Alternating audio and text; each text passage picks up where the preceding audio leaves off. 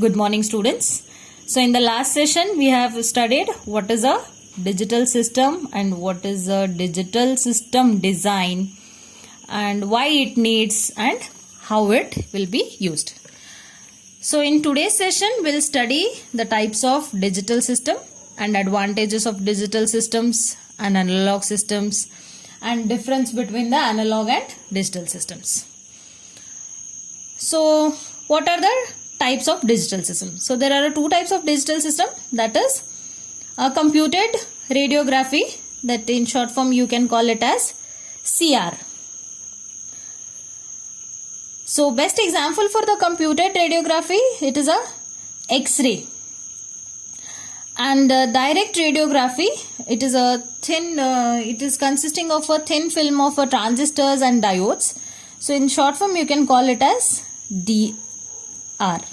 So that is direct radiography.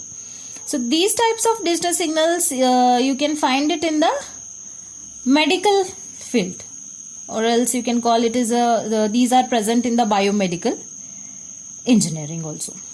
So next is, what are the advantages and disadvantages of digital system? So first we'll see the advantages of digital system.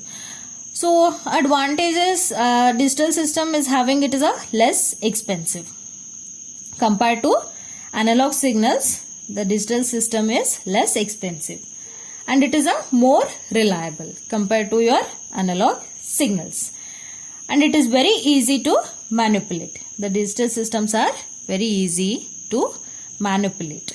It is a flexible and it has a integrated networks. So we'll see the disadvantages. So under the disadvantages, as it is a digital system, it is having a sampling error. Obviously all the signals will have the error, but compared to all the signals, what digital signals have less errors. So digital communication is required greater bandwidth. So if you want to send any large signals or if the communication is greater, so the bandwidth is required, the greater bandwidth is required. The next disadvantages is the detection of the digital signals is required for the communication system to be synchronized. So it is nothing but the digital signals are required to detect the communication system to synchronize. So next, advantages of analog system. So as we know, the use is the less bandwidth comparatively digital signal. So analog system will be use the less bandwidth and it is a more accurate. So it has a disadvantages, that analog system has a disadvantages, that is high cost of signal conversion inside the display. The cost of conversion signal inside the display is very high under the analog system. And the next is, upgrade to digital interface is not possible. So as we said in the disadvantages for the digital system, the signals are required to communicate the systems that will be synchronized. So under the analog system also, the interface is not possible, because the analog system which will receive only the analog signals, it will not receive any digital signals. So next we'll see the difference between analog and digital signals.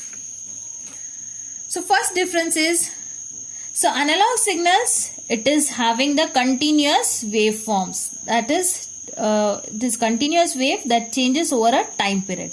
But under the digital signals, it consisting the discrete waveform, so which will carry the information in binary form. As I said in the last session, binary form, it is either a 0 or 1. If it is a 1 bit, it is a single binary digit, that is 0 or 1. If it is a 1 byte, it is a 8 binary bit. That you can that will study in the next session. that is decimal and binary and hexadecimal. So in the next differences for analog and digital is, analog signal is represented in the sine wave and the digital signal will represented in the square wave. So third one is, as we know, the analog signal is described by the amplitude period or frequency or phase. So analog signals will be described in the form of amplitude period or frequency and phase. But in the digital signals, which will be described by the bit rate and bit intervals. As we know, it will receive the signals in the bit, that is binary form. So the signals will be described in the form of bit rate and bit interval.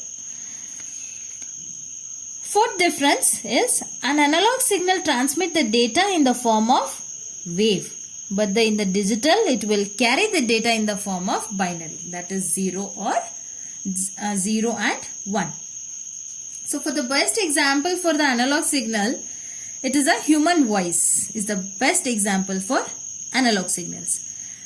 And for the digital signals, it is used for the transmission in the computer are the digital signals. So example for the analog is human voice, and for the example for the digital signal is, you can say, is your computer. So in the next session, we'll see we'll go with your syllabus, that is module 1. So in the next session, we'll start with the module 1. Till now, we have studied the basics. What is the digital system? How it is going to be used? In the what form it is the receiving the signals that we have learned. So in the next session, we'll start with the module 1. Thank you.